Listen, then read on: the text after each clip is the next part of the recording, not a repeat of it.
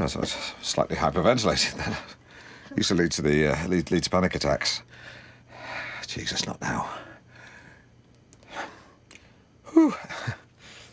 What were you getting? A panic attack. Oh no, the bouquet.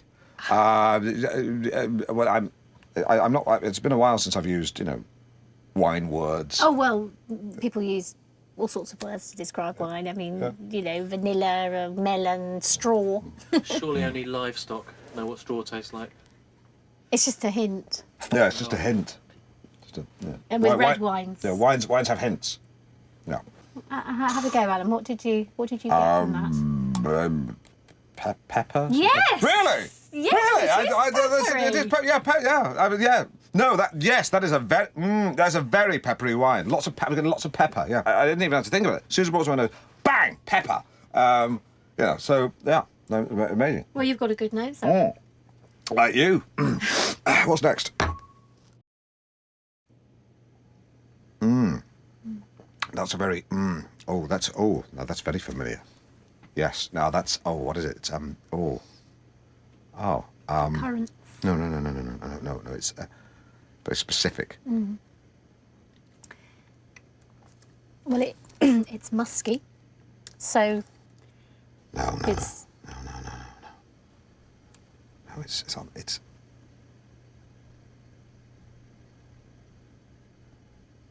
Berries? No, the Rosie, that's wrong. Sorry. It's cherry. Cinnamon? No. This wine tastes of chewits. Oh. Oh, well, I've never heard Have we got any chewits? Now, this Chardonnay from Devon is exceptionally well balanced. Rosie, it's great. They're all great. Fantastic. Nicely fruity with a long finish. Yeah, it's. What does that mean? Well, it Long means finish. It means the taste lingers on the palate. It does. It lingers on the palate. Absolutely. Like a lazy forklift truck driver. He would linger on the palate. Oh yeah. Oh. Yeah. Not bad.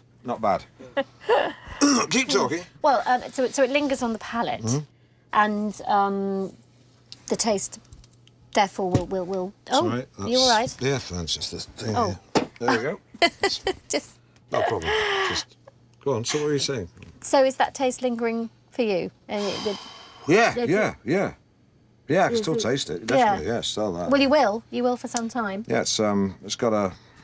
Still there. Yeah. I mean, we can't wait till the flavour goes before we carry on the conversation, because it's because it's a long finish. It will be there for some time. No, it's gone. Cheers. So cheers.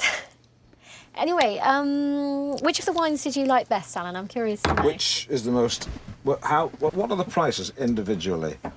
Bottle to bottle. Right. Well, this one here, this is £6. This is £8.95, and this one's quite pricey. It comes in at £12.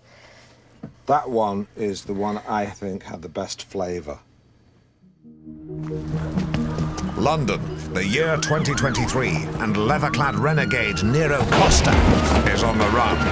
With the police now able to detect wrongdoing before it's happened by accessing our brains over Wi-Fi for signs of thought crime, police are able to apprehend so-called pre-criminals without trial. My character, Nero Costa, is wanted for the murder of a politician he is yet to even meet. Viva la revolution! The stuff there of some dystopian sci-fi movie, currently seeking seed finance and a distributor. In real life, though, with the thought police confined to the Guardian's comment pages, we rely on mass imprisonment to curb crime. But some criminal justice campaigners even take issue with that. Why? Well, in 1971, researchers at Stanford University conducted a prison experiment in which volunteers were given roles as inmates or guards. Within days, the guards had become sadistic and cruel, the prisoners servile and weak, a power dynamic familiar to anyone who stayed with their wife's parents at Christmas. I have personal experience of the kind of damage the Stanford experiment can cause. In 2004, I'm ashamed to say that I took part in a Channel 4 rehash named Loose Screws. If you ever want to see your kids again, you better start showing some respect! Right, who's The next? series was never broadcast. Where's Vernon? Academics pour scorn on our prisons from the comfort of their leather big chairs. But how many have ever been in a prison? None. Whereas I've come to sample a bit of porridge firsthand. Not the kind I have for breakfast. Organic oats, linseed, sliced nana, all washed down with piping hot coffee and my tablets. But the it's Alan Partridge, I've got permission. But the kind of porridge served at Her Majesty's pleasure, with the only piping hot coffee is the hot coffee thrown in your face by a troubled teenager with a rubbish dad. That's right, Borstal. Tissue, item, semi-used, access key insignia with leather toggle. Chicken shop wet wipes, 5 units. I didn't want to go to a men's prison, but seeing as the women's prison didn't get back to me, I would be incarcerated here in a youth offenders institute. For the homeless. And the clothes? Why?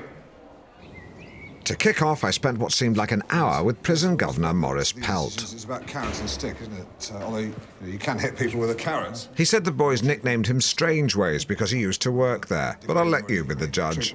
When these young lads walk through these doors and become inmates, I stand them where you are now, and I say, what?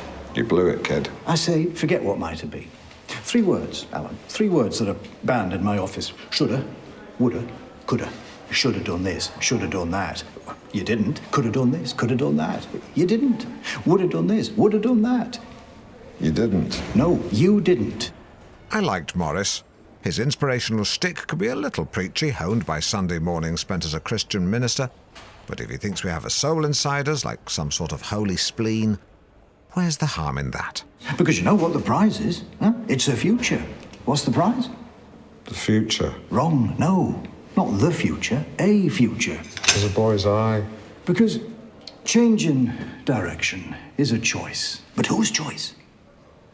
Mine. It slowly dawned on me Maurice was asking questions he knew he and I both knew the answers to, which felt like cheating. Then again, although a bit simplistic for the likes of me, Where is it? Behind you. it was perfect for daft lads. Yesterday's quick-fire phone-in only yielded 3 calls. My mistake. I think panel beating was too narrow a topic. So today we're going to open it out with the question, what is the best thing? What's the best thing of all? So far we've got Sky Plus, a cup of Brazil nuts, that was amusing, livestock, valid, and wet wipes. That was a fascinating call from an elderly lady in Hempton. Let's have some more. Line 2. The first smile of a newborn. Ah, who could not like that? Who could not like that, though? Herod. Yes, Herod. That's right. He was a baby killer. He enjoyed... Yes, he killed lots of babies. He did. We don't like him. Line 4, Sean. Oh, it's got to be. It's got to be your radio show, Alan. Oh, yeah. I have no need. You've saved me a lot of money on toilet paper now because you've already done the job for me, as it were. Your arse licker. Yeah. All right. Well, obviously that's the implication. You know. Line 6, Stuart. It's sliced bread. What about sliced bread? Sliced bread is the best thing, isn't it? 'Cause that's what people say. They say it's the best thing. Yeah, but sliced bread is. well, that's a phrase, but it's not actually the best thing, is it? Can I have a T-shirt? No, of course you can't. That's just a turn of phrase. Yeah, but it's the best thing, isn't it? Because also it's what people say. They say the best thing. I know. Is sliced bread. I know they say that. I'm familiar with the phrase, but it's just a turn. It's not literally true. Then why do people say it? Of course Because it's true. it's not. Sliced bread is the best thing. It's the best thing. It's stop. sliced bread. If you keep saying it, Stuart, it's not going to make it any more We true. all know the phrase, We mate. all know the phrase. It's just an idiom. You're an idiot. No, an idiom, not an idiot. You're an idiot. No. You're an idiot for not knowing what idiom is. It's clearly confused you because you think I've just substituted the T with an M. You stupid gim. You momal mwam. What you got? Maybe that. You're a compleem cunm. Well, I think you're a prick. Right, get rid of him. Sorry about that. I should have knocked him off more quickly. I wasn't quick enough. I apologise. And a dick. Shit. Right. Right, well, he's gone now, but I'll continue to speak my mind about him. Stuart, I've got to say, I think the Clifton Suspension Bridge was built for people like you. The fact that you can drive cars across it is a bonus, so do the decent thing. And leave the keys in your car so someone can shift it afterwards. And please don't call in saying I'm encouraging people to kill themselves. Again? Yeah. I'm suggesting that one person throw himself off Clifton Suspension Bridge because he is, and hopefully soon to be was, a very unpleasant individual. A bit like Jamiroquai. So, drama therapy. It's therapy that uses role play to help people work through difficult or challenging situations. Well, like therapy, good drama encourages us to look inside. It helps us to understand our own behaviour and deal with emotional issues. In fact, Simon was telling me earlier that Aristotle coined the term catharsis to describe the healing we experience through drama. Hubris, nemesis, catharsis. Well, it's all Greek to me. Thought I'd do the joke this time, seeing as Simon was being a bit serious. But what kind of problems does drama therapy help to confront? It's very versatile. Marital strife, workplace disagreements, psychological trauma.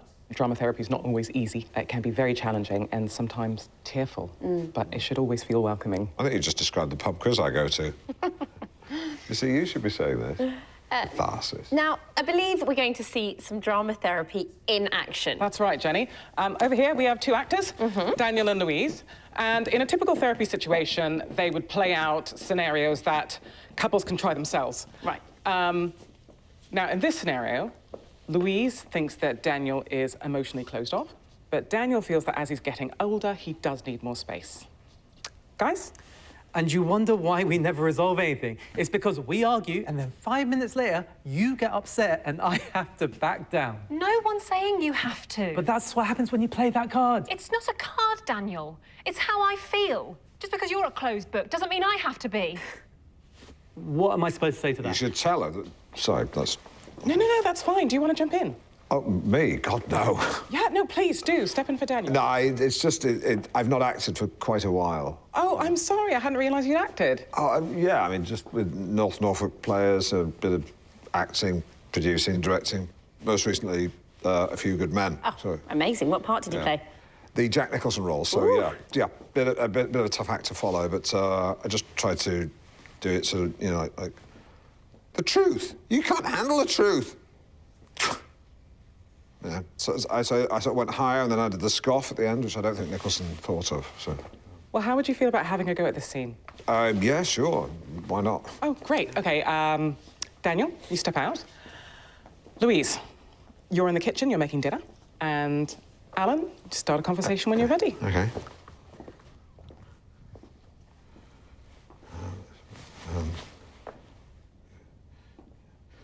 Don't overthink it. OK, yep, right.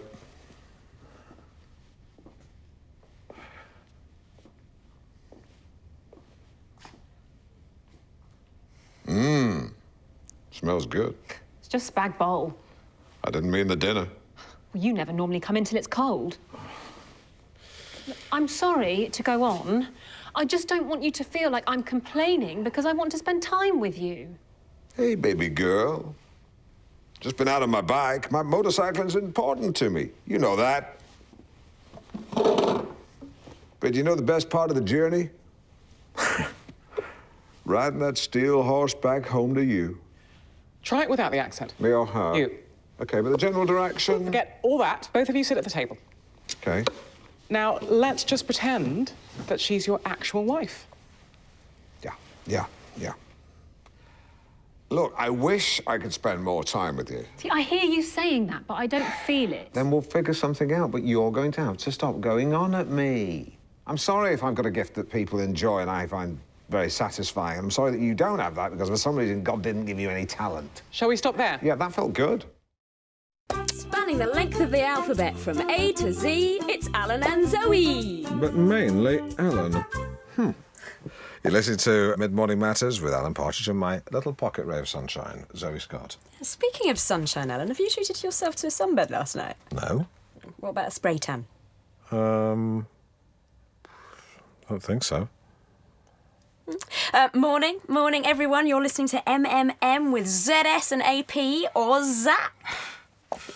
You've got such a lovely, engaging way with people. You really have. Seriously, it really is very commendable. Thank you. OK, So, coming up, today's... we've got... You're in a... Do you know what? We're like an old married couple. Yeah, pretty soon we'll be bickering all the time. You know, you'll be drinking too much. Hey, yeah, and then you'll get jealous of my career and run off with a fitness instructor. No thanks. Been there, done that, got the T-shirt.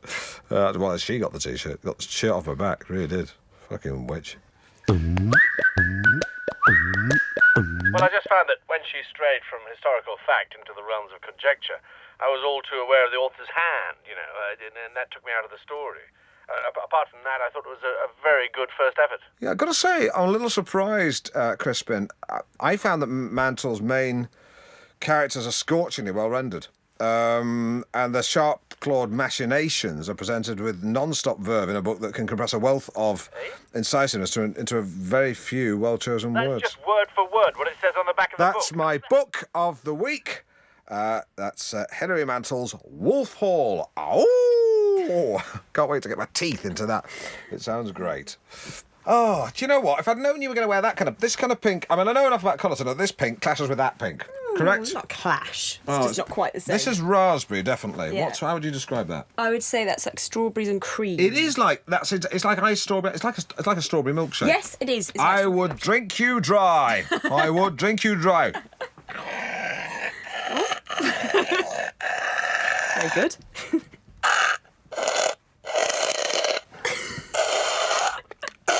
I'm down to your boots. Oh, God.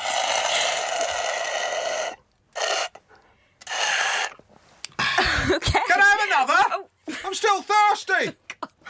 Alan, you do really remind me of my dad. You know, you'd really like him. Well, I love dads. I am a dad.